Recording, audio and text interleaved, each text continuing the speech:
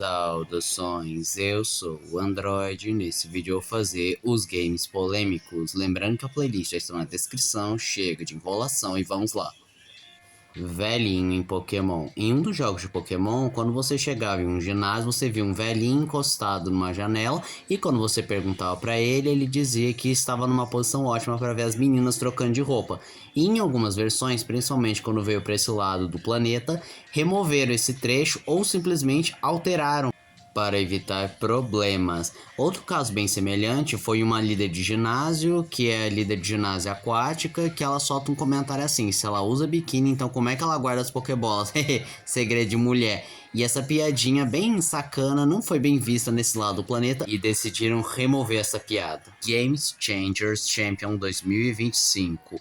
Isso aconteceu com a jogadora Emily da G2 Gozen no Game Changer Champion 2025, que durante um torneio de Valorant em Seul, na Coreia do Sul, ela postou no X, antigo Twitter, um emoji de macaco ao mencionar o MIEBR após uma derrota para o Team Liquid Brasil, o que foi interpretado como racista pela comunidade brasileira, o que fez com que ela deletasse o post 5 horas depois da publicação, mas já era tarde. E ela alegava desconhecimento do contexto do emoji, mas a IAM revelou receber ameaças de morte e estupro que levou a excluir suas redes sociais temporariamente. O diretor da G2, Oncelot, também foi acusado de insultos racistas e homofóbicos em resposta. A Riot Games não se pronunciou oficialmente até o momento. Pouco depois, o MIBR eliminou a G2 Gozen por 2-1 na chave inferior em uma série marcada pela virada brasileira. Tomodachi Live Live the Dream. Existem duas polêmicas envolvendo essa franquia. A primeira foi em 2014, em que fãs LGBTs acusaram a obra de ser homofóbica, pois não permitia a relação de pessoas do mesmo sexo, e levantaram várias hashtags no Twitter, mas a própria produtora disse que não adicionaria por questões éticas, mecânicas e culturais, tanto que na época era ilegal casamentos homossexuais no Japão, mas em contrapartida ela emitiu um pedido de desculpas e tentaria fazer melhor nas próximas edições, mas continuou com a mesma mecânica, o que abriu vários debates sobre. Agora a polêmica mais recente foi que a própria Nintendo bloqueou a captura de telas nativas com o intuito de evitar fotos surpreendentes ou inadequadas, e muita gente se incomodou, porque a grande graça é você tirar foto das coisas mais absurdas e compartilhar com seus amigos. Nova é uma líder de ginásio do jogo Pokémon XY, que em um diálogo acaba dizendo que antigamente era um líder de ginásio da Black Bell,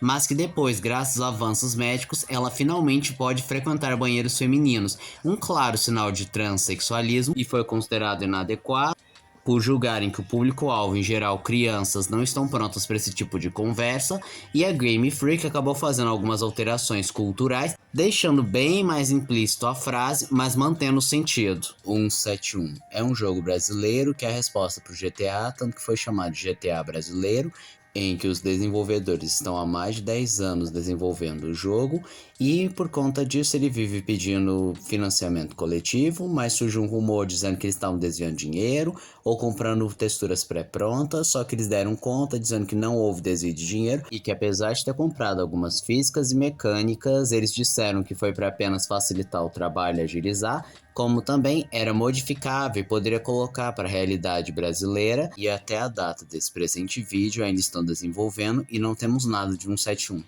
Fable. Quando saiu o primeiro trailer do reboot de Fable, vários fãs deram dislike, porque além de colocar uma personagem feminina, consideraram que ela estava feia demais e parecia um self-insert de alguma desenvolvedora trans ou de alguma feminista, mas revelaram que a modelo é cis.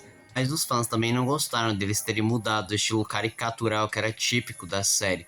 Outra crítica foi o sistema de bem e mal que causava mudanças físicas do protagonista, que dessa vez eles não colocaram mais nada, dizendo que pode ser bom para alguns, mal para outros, o que não gostaram, porque destrói a mecânica e tenta relativizar o bem e o mal. Também existe aquela clássica polêmica que muita gente se sentiu frustrado pelas promessas não cumpridas do Peter Molyneux, de que o mundo de Fable seria bem mais vivo, maior, e que as escolhas impactariam bem mais Dispatch. A principal controvérsia foi basicamente as censuras de cenas de nudismo ou sexuais que não movem a trama e estão apenas para efeito cômico. Além disso, o estúdio alegou que o jogo não atendeu às diretrizes do conteúdo da Nintendo durante a certificação, apesar de títulos como The Witcher 3 e Cyberpunk 2077 terem versões sem corte no Switch. Um aviso sobre diferenças de versão foi mal posicionado como disclaimer na eShop, gerando acusações de falta de transparência. Fãs criticaram a Nintendo por inconsistência e remoção de opções de toggle presente em outras plataformas, reacendendo debates sobre censura familiar.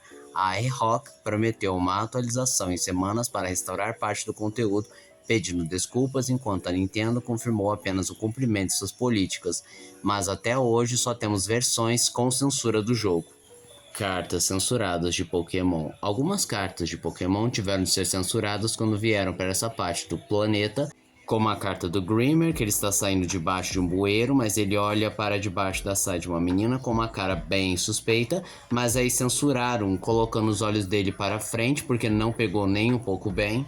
A carta Misty Tears também sofreu censura, porque no original ela está nadando com seu Pokémon aparentemente nua, o que também não pega bem, porque é uma menor de idade, além de ser apelativa e inadequado, e colocaram apenas ela chorando e um Squirtle tentando alegrá-la com um dente de leão. E a carta Koga's Ninja Trick também sofreu alterações, pois no fundo aparece um manji, um símbolo budista e ancestral, só que o problema é que o manji lembra pra caramba a suástica nazista, e para evitar problemas ou associações com o nazismo, modificaram o símbolo.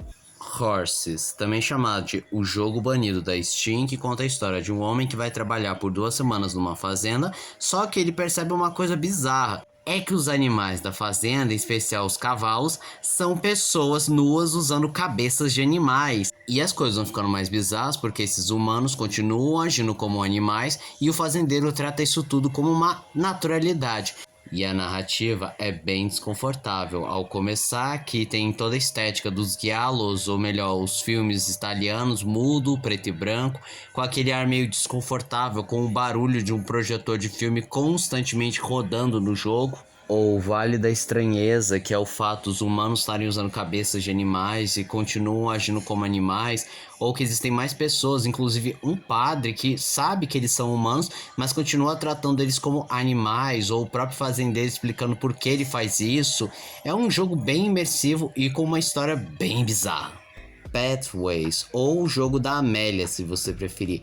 É um jogo point and click feito por uma ONG lá da Inglaterra, como uma forma de ensinar as pessoas sobre a questão dos imigrantes na Inglaterra, e é um jogo de escolha em que o protagonista pode escolher uma rota boa ou a rota ruim. E quem representa a rota ruim é a Amélia, uma menina preconceituosa que não gosta dos imigrantes e que quer que a Inglaterra seja grande novamente. Só que o tiro saiu pela culatra, pois como mencionado, a Amélia deveria ser a antagonista, a vilã, aquela que você deve repudiar, mas ela sofreu o efeito Capitão Nascimento, isto é, era para ela ser odiada, mas acabou sendo ressignificada pelo público e considerada a melhor personagem, aquela que está certa, porque ela fala um monte de coisa que uma parcela considerável dos ingleses pensa, mas às vezes não tem coragem de falar, principalmente quando o assunto é romantizar os imigrantes. Outra crítica feita ao jogo é que o seu final ruim foi completamente removido, pois no final ruim, o protagonista mais a Amélia, além de se tornarem um casal, acabam sendo presos numa manifestação anti-imigrantes, e esse final foi removido por ser considerado extremo demais e muito apelativo.